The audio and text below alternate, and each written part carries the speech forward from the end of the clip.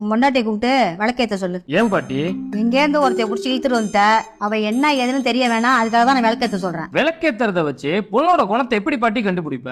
விளக்கோட திரிய எண்ணெயில நினைச்சு பொண்ணை கூப்பிட்டு விளக்கேத்த சொன்னோம்னா அந்த திரியோட நுனிய லைட்டா புளிஞ்சு விட்டுட்டு அந்த பொண்ணு விளக்க ஏத்திட்டு அந்த கையில ஒட்டிருக்க எண்ணெய தலையில தொடச்சா அந்த பொண்ணு தலையை சுத்தமா வச்சுக்க வேணும்னு அர்த்தம். அதுவே அந்த எண்ணெய அந்த துணியில தொடச்சுக்கிட்டாப்புனா துணிமணியை சுத்தமா வச்சுக்கணும்னு புரிஞ்சிக்கலாம். அதே எண்ணெயை செவுத்துல தொடச்சானா வீட்டை சுத்தமா வச்சுக்கணும்னு புரிஞ்சுக்கலாம். அதுவே எண்ணெயை துடைக்கிறதுக்கு நம்ம கிட்ட துணி எடுத்து ஆர்டர் போட்டா அவ வேலை பார்க்க மாட்டா, அவ வேலை வாங்க தான் லாய்க்கு அப்படின்னு புரிஞ்சுக்கலாம். அப்ப இது எதுவுமே கூடாதுன்னா என்ன பண்ணாதான் சரி?